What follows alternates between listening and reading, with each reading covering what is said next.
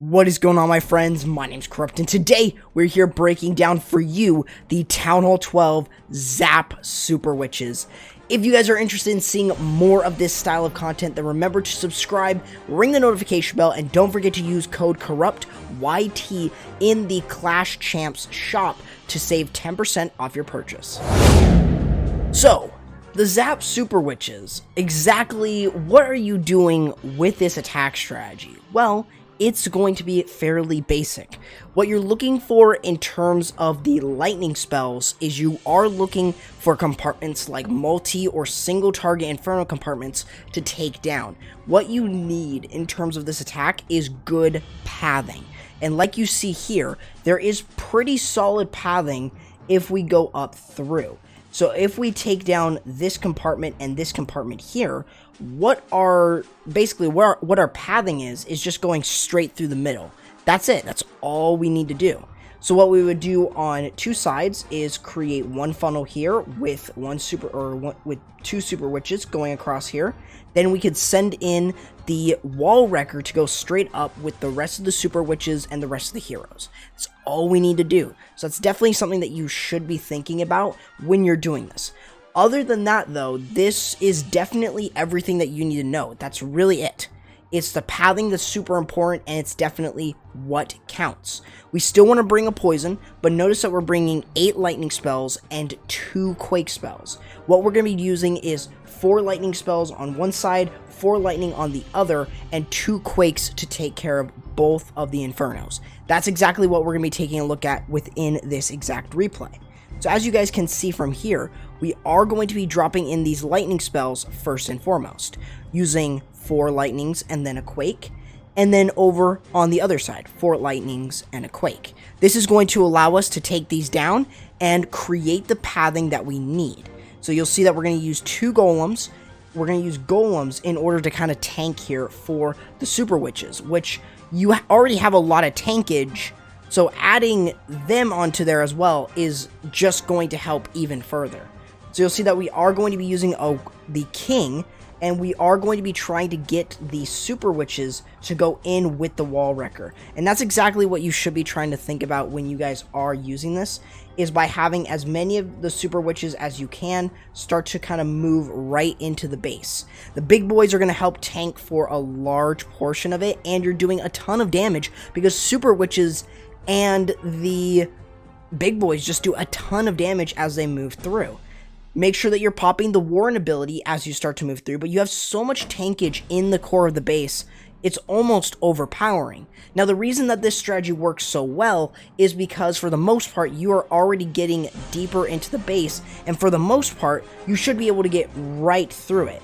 You can use a heal spell with your super witches. Definitely, they may need it, they may not need it. But when you're dealing with something like this, it's definitely very, very easy to take care of these bases. You could definitely see how powerful this strategy really is. Just taking down this town hall with ease. We have so many big boys up. We have 2 big boys. We still have both super witches up. We still have the queen up. We still have the grand warden up. So we have a lot still left on this base, and definitely we can easily take care of it. We have 3 super witches still remaining, and 1 big boy, but we still have basically 3 big boys left in the base. That is extremely powerful here, and that really tells you that this strategy is definitely worth something. Now, of course, this base design is very base dependent. I really can't say that anywhere further. This is definitely a very base dependent attack strategy. You need to look for easy pathing, and we'll give you guys another example of the right base to hit with this attack, but hopefully this kind of helps you guys really identify those bases and make it a little bit easier for yourself to hit these ones with super witches. Now we've got this one, a little bit more of a box base, but the same rules apply. We're taking down the multi-inferno compartments. By doing this, our pathing kind of becomes something like this in the base. This is exactly kind of what we need to do in order to make sure that we're getting right through the base. Now, what if these multis are on single?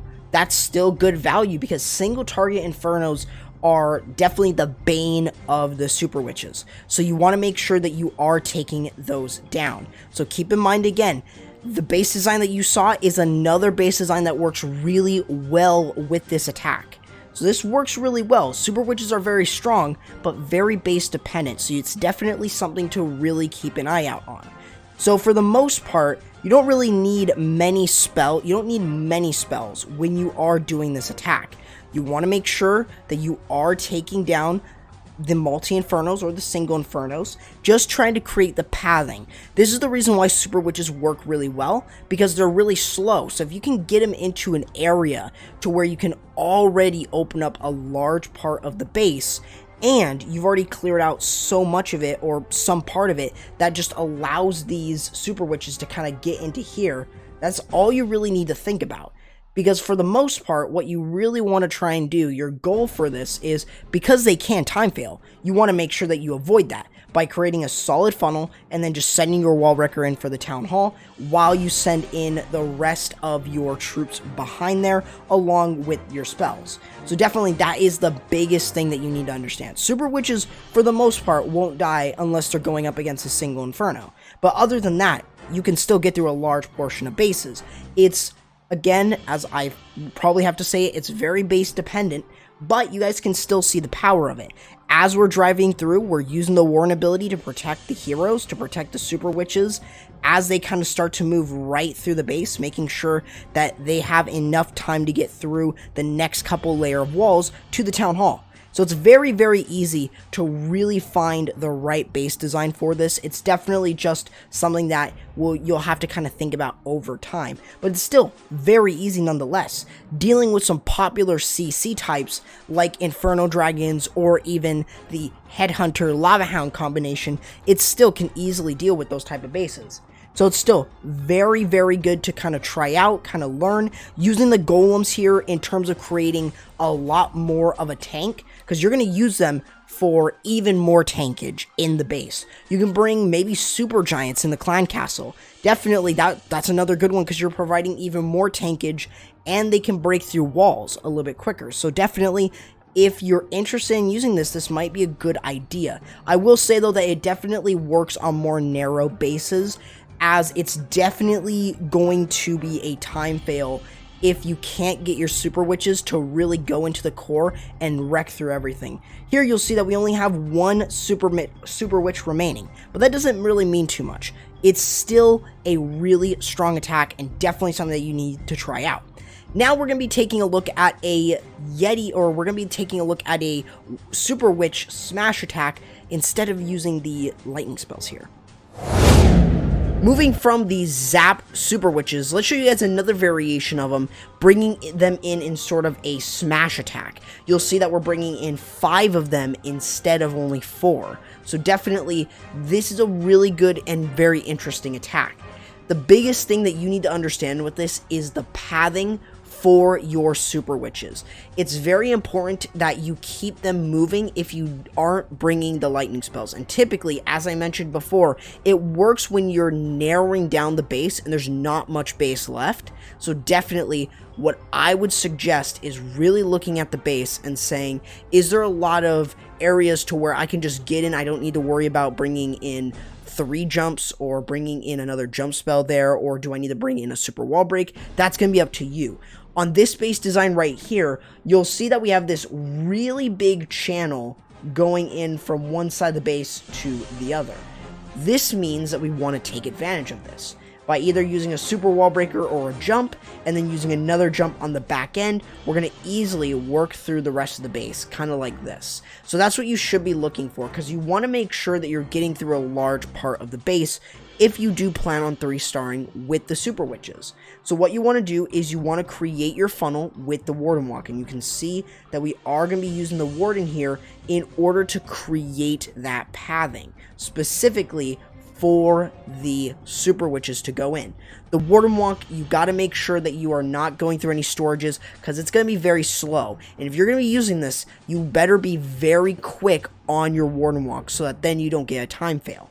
Now, the biggest thing that you need to make sure that you're doing is, once you've already gotten a clear funnel set for your entire attack, it would now be time to kind of start using the other side of the funnel. So this is exactly what we're getting rid of from here, and we're going to do the same thing on this side with the wizard and the king. So now what we're going to be doing is funneling in all of our super witches to go right into the base. That is all that you need to do. Now remember though that when you are using this attack, the Eagle Artillery is going to activate from just using all of those super witches. Because of how much housing space they have, they're going to activate the Eagle. But don't worry though, it's still going to be completely fine. You still have the Warden ability, and you have a bunch of rage spells to get these super witches right through the base. This is definitely something that is very important as well, is that you will need to have some sort of back-end units. This can be anything from using Hog Riders in the Siege Barrack, or even bringing in Hog Riders from that clan castle. You can see everything is moving right through the base very easily. It's all via using the rage spells and pushing them right through the base. It's going to be very easy for you guys to kind of get through that. Now you'll see that we're using the back-end hogs right here, and don't worry about the town hall. Those big boys are going to easily take care of it. It's very, very simple to take them down, especially if you have a lot of big boys still left up. But you'll see that the use of the hog riders here, we want to make sure that they're going through the back end of the base, making sure that we use that heal spell just in case we need to make sure that they're staying alive as they go through higher DPS areas, but definitely wanting to make sure that we're able to use the heal spell to protect these hog riders, because they are very important on the back end. Another way that you guys can really get a 3-star here with them is with bat spells. Those can be used on the back end of the base as well, or if you don't have access to a siege barrack, then a stone slammer with either balloons or hog riders can definitely be just as good, probably even better. So definitely play around with some stuff. But that gives you guys another example of using super witches. Let's give you guys something else here at Town Hall 12, a different Town Hall 12 attack. Now we're going to be taking a look at another one, and this one, without a doubt, it's definitely still good to show failed attacks. What can you fix up and stuff like that. In this example here, it is a 95% 2-star. Both of his attacks here in this war were actually above 90% with the super witches. So it's definitely something that is nothing to scoff at here. It works on these type of bases where they're pretty narrow through the base.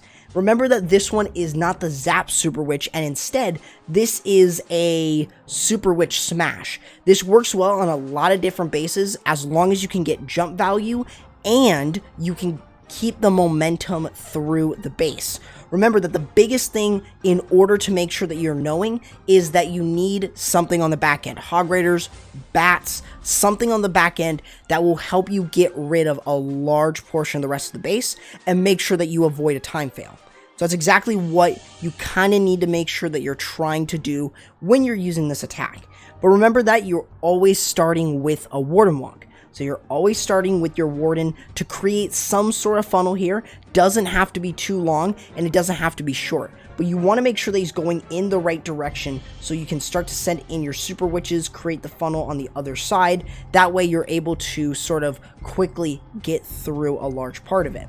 So that's definitely something to keep in mind. Remember that single target infernos are the bane of the super witches. So you can see that we are seeing a single target inferno in this case.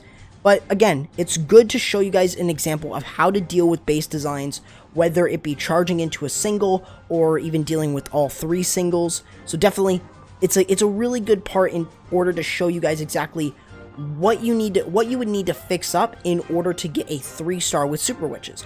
Definitely, super witches are very good. They're very powerful, but they are very slow. They can time fail, and it's pretty hard to use them. But does that mean that every single base is going to be suitable for them? No. Every base design is going to be completely different. So you can see that as we're kind of moving through, we've got a lot of those big boys kind of tanking for the witches as we move through. They do a lot of damage, so keep that in mind.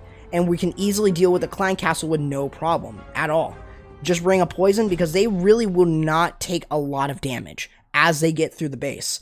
It's really hard to actually really do good amounts of damage to them. Unfortunately though, the healers kind of switched off onto one of them instead of the whole group, so it did kind of unfortunately suck for that one. But don't forget, you also have the Hog Riders from the Siege Barrack. So you'll see that as we're starting to kind of move through, we still have the rage spells being active. Unfortunately though, we do not have another jump spell to get through the back end of the base, which is the main reason to why we're bringing in the Hog Riders. Those Hog Riders, like you see that are incoming here, are going to try and take care of the rest of the back end defenses, whether this be the multi-infernos or something like that. So you can see that as we're kind of moving through, we've got the heal spell too in order to keep them up and alive. Now, I assume here that this was unfortunately a time fail for this attack. Fortunately, he was able to take down all the defenses. Unfortunately, though, he was not able to get through the back end of the base in time and wasn't able to get the 3-star. And you can see why maybe bringing a triple jump or a double jump is definitely something that is going to be a little bit different. So in this case, it's still really good to showcase this one, because definitely it could have really made the difference if he had something such as a third jump spell in there. So instead of bringing a heal, brought another jump spell to get into the back end and take care of it. Multi-infernos are very easy, so you can see it's a time fail, but it's still a very, very good base. And you guys saw this entire strategy throughout the entire one, and you guys can see when it is the right time to use the Super Witches. So what I would suggest that you guys really try to do is make sure that you guys identify the right base design for it. Make sure that you're looking for those narrow, maybe rectangular style bases, and think about either doing a double jump or triple jump when you're doing those Super Witches. Other than that though, guys, that's going to do it for the video. Hopefully you guys enjoyed. If you guys did, remember to leave a like on the video, and remember to subscribe and turn on that notification bell so you guys don't miss any of my educational Clash of Clans content. Don't forget to also go ahead and use code CorruptYT in the Clash Champs shop to save 10% off of your purchase. Also, don't forget to go ahead and follow me on the social on Twitter and Instagram. The links to them are in the description. Along with that, remember to join my community Discord server, and also don't forget to follow me over on Twitch. That's where I'm going to be streaming, so definitely make sure that you guys are following me over there, and join any of the clans I cover within Clash of Clans. The link to their Discord servers are in the description below. Thank you guys so much for watching, and hopefully you guys enjoyed, and I'll be seeing you guys next time. Corrupt, signing out.